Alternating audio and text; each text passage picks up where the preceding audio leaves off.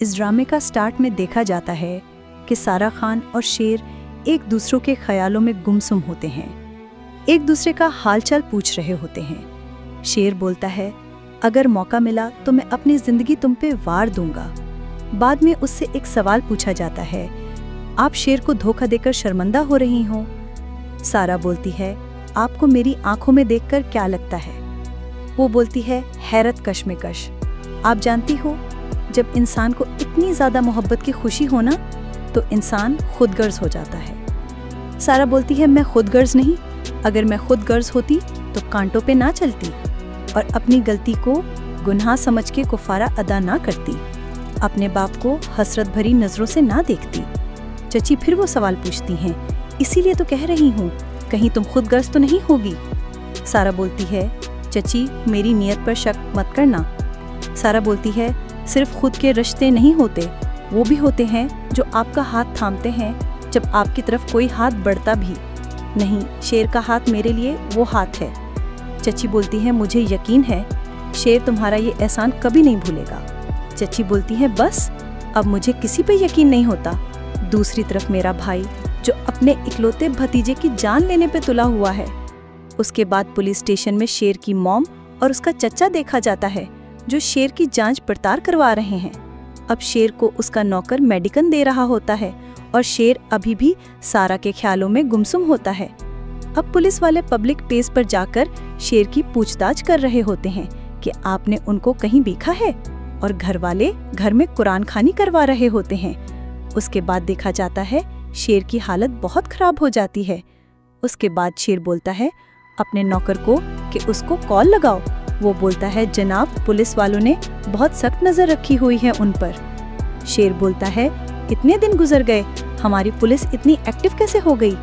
नौकर बोलता है, बहुत एक्टिव हो गई है, मामला आपका है। शेर बोलता है, काश मैं एक आम इंसान होता।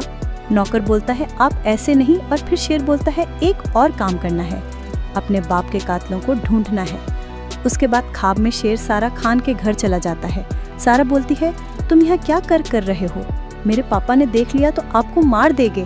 शेर बोलता है, इश्क जब हद से गुजर जाता है फिर रूहों को मिलने का मौका मिल जाता है, इसलिए तुमसे मिलने आया हूँ।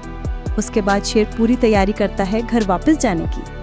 अब शेर अपने घर की तरफ आ जाता है और अपनी मॉम से मिलता है, और शेर की मॉम बोलती है, मेरा शेर वापस आ गया, कहीं मैं ख्वाब तो नहीं देख रही? शेर बोलता है, मैं वापस आ गया हूँ। अब घर में खुशी का माहौल पैदा हो जाता है, सबको पता चल जाता है शेर वापस आ गया है।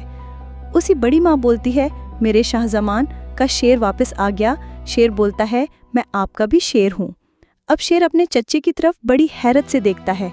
पीछे से आवाज़ आती है, क्या हुआ बदरू, उसमें गुले नहीं लगाओगे?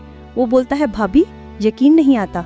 शेर बोलता है, यकीन कैसे नहीं आ रहा, मैं वापस आ गया हूँ। फिर शेर बोलता है, कितने दिनों के बाद घर आया हूँ, कैसा लग रहा हूँ आपको? वो बोलता है, शानदार लग रहे हैं आप। और शेर बोलता है, आप घबरा क्यों रहे हैं? आगे से बोलता है, मैं घबरा नहीं रहा, बल्कि मैं तो खुश हूँ। शेर बोलता है, अगर खुशी आई है तो एक पल गले लग जाओ। शेर बोलता है, मैंने आपको बहुत मिस किया है।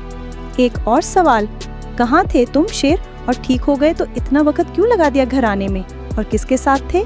वो हाथ मिलाने की कोशिश करता है। शेर मुंह फाड़ लेता है। शेर बोलता है, मैं तो अभी आया हूँ घर, काफी दिनों से घर का खाना नहीं खाया घर के, बाद में सब कुछ पता होगा। अब दूसरी तरफ कॉल जाती है, पता चलता है शेर वापस आ गया है। वो बोलती है, कहाँ है वो खबर जो मैं सुनना चाहती थी? शेर की जिंदगी में तूफान आने वाला है। अब शेर की महबूबा को बता रही होती है, तुमने हमारे शेर को बिल्कुल सही करके लौटा दिया है। ये सब बातें उसका अब्बू सुन लेता है और बोलता है, कैसा एहसान, किस बात का शुक्रिया? वो बोलती है, मेरी इस घर में बहुत इज्जत है, इस वजह से। फिर बोलता है, इस बात को 2 साल हो गए हैं, फिर आज कैसी ये बात?